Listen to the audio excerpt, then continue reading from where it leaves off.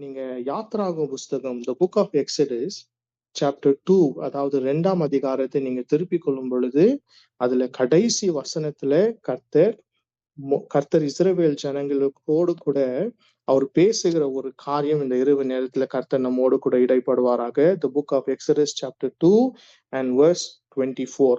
And God heard their groaning, and he remembered his covenant promise to Abraham, Isaac and Jacob. He looked down on the people of Israel and knew it was time to act. Hallelujah. நீங்க 24ஆம் வசனம் 25ஆம் வசனத்தை சேர்த்து வாசிக்கலாம்.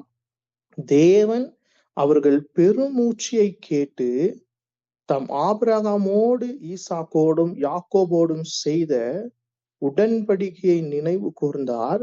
தேவன் இஸ்ரவேல் புத்திரரை கண்ணோக்கினார். தேவன் அவர்களை நினைத்தருளினார். ஹல்லேலூயா. Tonight என்னை யாரும் நினைக்கல, யாரும் என்னை யோசித்து கொண்டு இருக்கல, என் கவலைகள் யாருக்கும் புரியல, நான் போய்கொண்டிருக்கிற பாதை எனக்கு கஷ்டமா இருக்கிறது, நான் யாருக்கும் சொல்லவும் முடியல, இதனால் இதுல இருந்து எனக்கு வெளியே வர முடியல என்று சொல்லி நீங்க யோசித்து கொண்டு இருந்தீங்களா? God is speaking to you in person. உங்களோடு கூட தேவன் பேசி கொண்டு இருக்கிறார் என்று மறந்துடாதீங்க. அவர் வாக்கு தத்தத்தில் உண்மை உள்ள தேவன் என்று வாக்கு தத்தத்தை கொடுத்தது மாத்திரமல்ல, ஏற்ற நேரத்துல தேவன் நினைவு கூர்ந்து, அவர் நினைவு கூறுவது மாத்திரமல்ல, அவர் செய்யவும் வல்லவராய் இருக்கிறார் என்று நிரூபிக்க தான் இந்த வார்த்தை எழுதப்பட்டு இருக்கிறது. God, he does not give his word and never fails to act. He always keeps his word from eternity to eternity. நல்லா தெரிஞ்சுக்கங்க. From the creation, before the creation of the world, every word that God has spoken, it always happens. எல்லா நேரத்திலும் வானமும் பூமியும் வேணா ஒளிந்து போகும், ஆனால் கர்த்தருடைய வார்த்தை ஒரு நாளும் ஒழியாது. என்றென்றைக்கும் அவருடைய வார்த்தையில தேவன் உண்மை உள்ளவராய் இருக்கிறார். அப்ப ஏறக்குறைய இஸ்ரவேல் ஜனங்கள் காத்திருப்பது 130 வருஷம் அவர்கள் காத்திருக்கிறதா இருந்தது. They waited for God and God was waiting for his time. அவர்களை பெருக செய்யணும், அவளை ஒரு தேசமாய் மாற்றணும், அவர்களை வெளியே கொண்டு வருவதற்கு மோசே ஆயத்தம் பண்ணி இருக்கிறார். So when these people groaned in their spirit, அவங்க பெருமூச்சியை கேட்டாங்க. Just imagine, நீங்க யாருக்கும் எதுவும் சொல்ல முடியல, but you're sighing deep inside of you. உங்க ஒவ்வொரு பெருமூச்சின் சத்தத்தையும் அவர் கேட்டு கொண்டிருக்கிறார் என்று இந்த இரவு நேரத்துல மறந்துடாதீங்க. Don't ever forget that God forgets your sighs. என்ன வழியும் தெரியாம நீங்க யோசித்து கொண்டு திகைத்து கொண்டு இருந்தீங்கன்னா, God is telling you he has ways, he has better plans, he has a purpose. காத்திருக்கிறது நேரம் முடிந்தது. Now God has arise. God will arise for his people.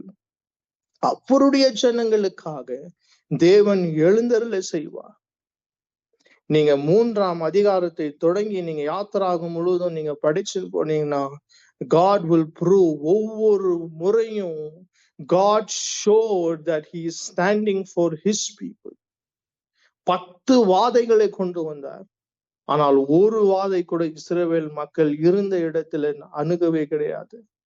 அவர்களை வெளியே கொண்டு வரும் பொழுது ஐஸ்வர்யவான்களாய் கொண்டு வந்தார். Everything God planned and God acted it. அப்போ உங்களுடைய நேரமும் உங்களுடைய காலமும் எப்போ வருவோம் நீங்க யோசிச்சு கொண்டு இருந்தீங்கன்னா, காத்திருங்க. ஏற்ற நேரத்துல கர்த்தர் உங்களுக்காக அந்த நன்மையை வைத்திருக்கிறார். அந்த நன்மை ஏற்ற நேரத்துல உங்களை சேர்ந்து வரும். God is ready and he is always doing it. இத்தனை வருஷமா மௌனமா இருந்தார் என்று சொல்லி நீங்க ஒரு நாள் சோர்ந்து போயிடாதீங்க. Hallelujah. God never ever puts you to shame. நல்லா தெரிஞ்சுக்கங்க, அவருடைய நம்பி இருக்கிற பிள்ளைகளை ஒரு நாளும் தேவன் வெட்கப்படுத்த விடவே மாட்டான். தான் சங்கீதக்காரன் எழுதி சொல்லுவான். இங்க சங்கீதம் 34ஆம் சங்கீதத்தை நீங்க வாசிக்கும் பொழுது அதுல கர்த்தருடைய வாக்கு தத்தமாய் நமக்கு தேவன் கொடுத்திருப்பார். அவரை நம்பி இருக்கிறவர்கள் ஒரு நாளும் வெட்கப்பட்டு போவதே கிடையாது. Those who trust in him Hallelujah. நீங்க 5ஆம் வசனத்தை வாசிக்கும் பொழுது the Bible says, those who look unto him for help will be radiant with joy. No shadow of shame will be darkened their faces. So God will never put you to shame. உங்களை அவமானப்படுத்துறதுக்கோ வெட்கப்படுத்துறதுக்கோ மனுஷர்கள் முன்பதாக எந்த நேரத்திலையும் உங்களை வெட்கப்படுத்த தேவன் விடவே மாட்டார். ஏனால் அவர் வாக்குத்தத்தம் பண்ணியிருக்கிறார். அவரை நம்பியிருக்கிற பிள்ளைகளை ஒரு நாளும் வெட்கப்படுத்த விடவே மாட்டார். ஹல்லேலூயா. ஜஸ்ட் அவங்க அந்த இஸ்ரவேல் ஜனங்களுக்கு காத்திருப்பு 340 வருஷம். But God has told for his people you will act soon. அவர்கள் அவரை நோக்கி பார்த்தார்கள், அவர்கள் முகம் பிரகாசம் அடைந்தார்கள், அவர்கள் முகம் வெட்கப்பட போக விடவே இல்லை. So God is waiting for his time. When he does everything beautifully. நீங்க முயற்சி எடுக்கும் பொழுது, நீங்க பிரயாசப்படும் பொழுது, நீங்க கஷ்டப்படும் பொழுது தேவன் மௌனமா இருப்பார். தேவன் ஒண்ணும் செய்ய முடியாது. தேவனுடைய கரங்கள் கட்டி இருக்கும். ஏன்னா நாம் சுயமாய் செய்து கொண்டிருக்கிற எல்லா காரியத்தையும் தேவன் வேடிக்கை தான் பார்க்க முடியும். நீங்கள் தேவனை எப்போ ஆண்டவரே நீங்க எனக்காக செய்யுங்க என்று நீங்க விட்டு கொடுக்கும் பொழுது, சங்கீதம் 48ஆம் சங்கீதத்துல எழுதியிருக்கிறபடி 46ஆம் சங்கீதம் 10ஆம் வசனத்தில் எழுதியிருக்கிறபடி நான் அமர்ந்திருந்து அவரே தேவன் என்று நான் அறிந்து கொள்ள I'll be still and know that he is God. நீங்கள் தேவனை தேவனாய் இருக்கிற வரைக்கும் தேவனால் ஒன்னும் செய்ய முடியாது. They let ஒன்னும் யாராலையும் உதவி செய்ய முடியல. எகிப்தியர்கள் இஸ்ரவேல் ஜனங்களை அடிமைதானத்துல வைத்திருந்தார்கள். ஒருத்தரும் விடுதலையாக்க வெளியே வர முடியல. But God began to act. அவர் செய்யும் பொழுது அற்புதத்தின் மேல் அற்புதத்தை தேவனுடைய மகிமையை பார்த்தார்கள். You want to see the glory of God moving in your life, just be still. அமர்ந்திருந்துங்க, தேவ பிரசன்னத்துல காத்திருங்க, அவரோடு கூட ஜெபம் பண்ணி கொண்டு இருக்குங்க. ஒண்ணு நடக்கலையா ஆண்டவர் ஆராதிச்சிருங்க, ஒண்ணுமே நடக்கலையா தேவன் இன்னும் ஸ்தோத்திரம் பண்ணுங்க. ஆண்டவரே நீங்க செய்ய உண்மை உள்ளவராய் இருக்கிறேன் என்று நீங்க காத்து கொண்டிருக்கும் பொழுது அவர் செய்வார். அவருக்கு செங்கடல் பிறக்க அவரால் முடியும்.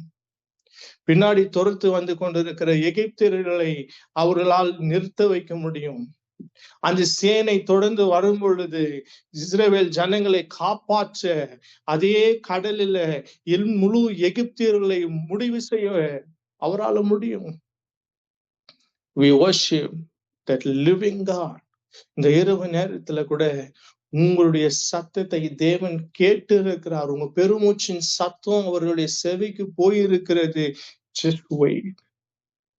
காத்து கொண்டிருங்க. வெகு நாள் காத்திருப்பது இருதயத்தை இளைக்க பண்ணும். ஆனால் விரும்பினது வரும் பொழுதோ அது ஜீவ விருட்சம் போல இருக்கும். அன்னைக்கு இஸ்ரவேல் ஜனங்களுக்கு செய்தவர் உங்களுக்கும் செய்வார். அன்னைக்கு அண்ணால் காத்து கொண்டு இருந்தான். நீங்க 1 சாமுவேலின் புஸ்தகம் நீங்க 2ஆம் அதிகாரத்தை நீங்க திருப்பி கொடும் பொழுது அண்ணால் வருஷம் முழுவதும் போவா. 1ஆம் அதிகாரம் 2ஆம் அதிகாரத்துல நீங்க வாசிக்கலாம். வருஷம் முழுவதும் அவ எருசலேம் போகும் பொழுது வரும் பொழுது அவள் துக்கமாதான் போவா, துக்கமாதான் திரும்பி வருவாள். ஆனால் வேதம் சொல்லுகிறது ஒரு வருஷம் அவள் தீர்மானித்தாள். என்ன தீர்மானிச்சா தெரியுமா? நான் தேவ சமூகத்துக்கு போவேன், என்னுடைய காரியத்தை நான் தேவனிடத்துல சொல்லுவேன் என்று அவள் தீர்மானித்த அந்த நாள்.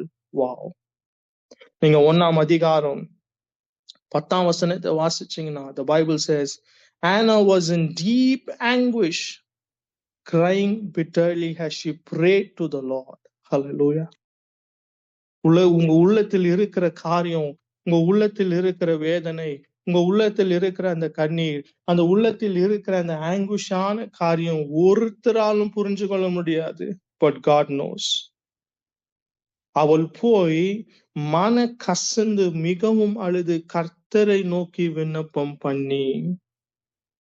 இன்னைக்கு இந்த இரவு நேரத்துல உங்களுடைய விண்ணப்பம், உங்களுடைய சகாயம், உங்களுக்கு பதில் கிடைக்க வேண்டும் என்று நீங்க யாரெல்லாம் தேடி போனீங்களோ எந்த ஒரு மனுஷனாலும் செய்ய முடியாதது ஆண்டவராகிய இயேசுவால் செய்ய முடியும் என்று just believe that. Just believe that. ஆண்டவரே, நாங்க மனுஷனை தேடி போவதை காட்டிலும் ஜீவனுள்ள தேவனை உங்களை தேடி வரும் என்று நீங்க முழு நம்பிக்கையோட நீங்க காத்திருக்கும் பொழுது கர்த்தர் உங்களுக்காக செய்வார். உங்களை ஒரு நாளும் தேவன் வெட்கப்படுத்த விடவே மாட்டார். அன்னைக்கு அன்னால் தீர்மானித்தது அடுத்த வருஷத்துக்குள்ள தேவன் அவளை அற்புதமாய் மாற்றினார். God took time. God made a point to make Hannah to come to his presence. இன்னைக்கு நாம் யாரை தேடிக்கொண்டு இருக்கிறோம்? காரியங்கள் நடக்க வேண்டும் இல்லையா? நடக்காத காரியத்திற்கு என்ன செய்து கொண்டிருக்கிறோம்? Are we running? Are we making plans? Or are we trusting God? God wants you all to understand.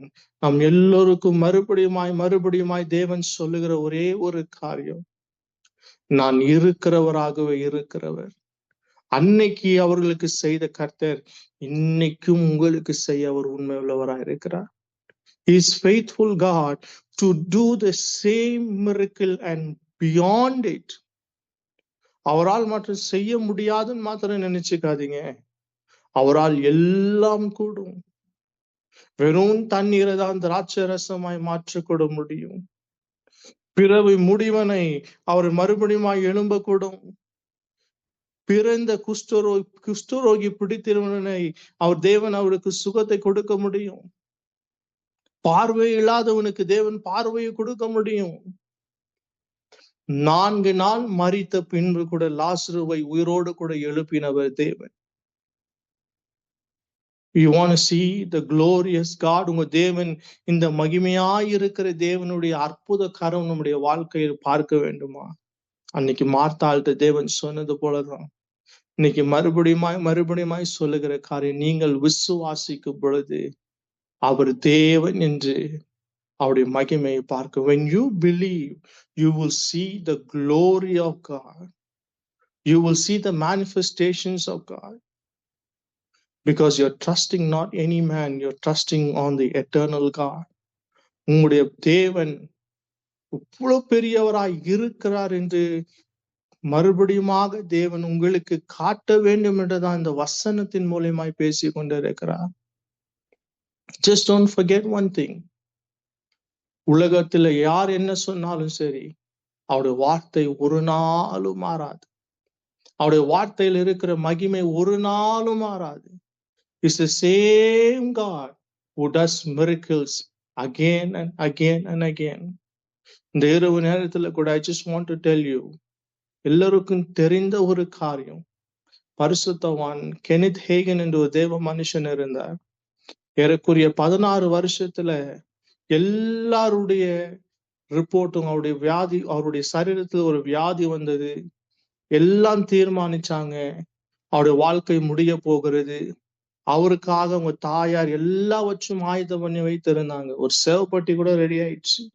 ஒரு நாளும் என் மகன் உயிரோடு கூட வாழ்வது கிடையாது என்று தீர்மானித்து கொண்டு இருக்கிற அந்த நேரத்துல அவங்க சர்ச்ல இருந்து வந்து சில பாஸ்டர்கள் வந்து அவருக்காக ஜெபம் பண்ணாங்க. ஜெபம் பண்ணி கடந்து போயிட்டாங்க.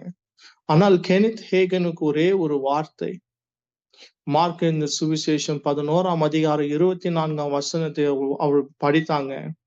அந்த வசனம் அவருக்குள்ள கிரியை செய்ய ஆரம்பித்தது. நீங்க ஜெபத்துல எவைகளை கேட்பீர்களோ அவை நீங்கள் பெற்றுக்கொள்வீர்கள் என்று அந்த வார்த்தை தொனித்து கொண்டே இருந்ததா. அந்த வார்த்தையை 100க்கு 100 அந்த மனுஷன் நம்பினான். கர்த்தர் மறுபடியுமாக மரிச்சு போயிருந்த அவருடைய சரீரத்தின் உறுப்புகளின் அவயங்களில் எல்லாம் மறுபடியுமாய் உயிர் பெற்ற தேவன் கிருபை கொடுத்தார். He lived a life for 92 years. 92 வருஷம் வரைக்கும் தேவன் அவருக்கு உயிரோடு வாழ்க்கையை வாழ்ந்து தேவன் மகிமைக்குள்ள எடுத்துக்கொள்றார். இந்த இரவு நேரத்துல டோன்ட் ஃபர்கெட், வியாதியின் படுக்கையா இருக்கலாம், நம்பிக்கை இல்லாத ஒரு காரியமா இருக்கலாம், எதிர்காலம் என்ன என்று கேள்வியாய் கூட இருக்கலாம், என் பிள்ளைகளுடைய வாழ்க்கை எப்படி இருக்க போது என்று யோசித்து கொண்டு இருக்கலாம். Just believe. உங்களை தேவன் அந்த சத்தத்தை, ஒவ்வொரு ஜெபிக்கிறவங்களுடைய சத்தத்தை அவர் கேட்டுக்கொண்டுதான் இருக்கிறார். அவர் தேவன் ஏற்ற நேரத்துல எல்லாவற்றும் செய்ய அவர் உண்மை உள்ளவராக இருக்கிறார். அன்னைக்கு இஸ்ரவேல் ஜனங்களுடைய கூக்குரலின் சத்தம் அவருடைய செவிக்கு எட்டது இருந்ததானால் இன்னைக்கு உங்களுடைய ஜெபத்தின் சத்தத்தை அவர் கேட்டுக்கொண்டு இருக்கிறார். இடைவிடாமல் ஜெபம் பண்ணுங்க, தொடர்ந்து கர்த்தரை தேடுங்க. வாசல்களை திறக்கிறவர் அவர். எல்லா பூட்டிருக்கிற கதவுகளையும் இரும்பின் தாழ்பால்களையும் தேவன் உடைக்க உண்மை உள்ளவராய் இருக்கிறார். We worship that living God who never forgets about you. உங்களை மறந்துட்டாருன்னு மாத்திரம் நீங்க நினைச்சிடாதீங்க. இல்ல, தேவன் வாக்கு பண்ணியிருக்கிறார் அல்லவா, ஒரு தாய் தன் பிள்ளைக்கு இறங்காமல் தன் பாலகனை மறப்பாளோ, அவள் மறந்தாலும் நான் உன்னை மறப்பதில்லை என்று சொன்ன கர்த்தர். He never forgets about you. He has greater plans for you. உங்களோடு கூட இருந்து உங்களை நடத்த, கடைசி வரைக்கும் நடத்த அவர் போதுமுள்ளவராயிருக்கிறார். இந்த தேவனை பாருங்க, ஒவ்வொரு நாள் அவருடைய சமூகத்தை தேடுங்க. கர்த்தர் செய்கிற காரியம் ஒரு நாளும் தடைபடாது. Let us pray. கர்த்தருடைய கரத்துக்குள் ஒப்பு கொடுக்கலாம். கர்த்தர் உண்மையாக உங்களை நடத்துவார். உங்களை நடத்த அவர் போதுமுள்ளவராயிருக்கிறார்.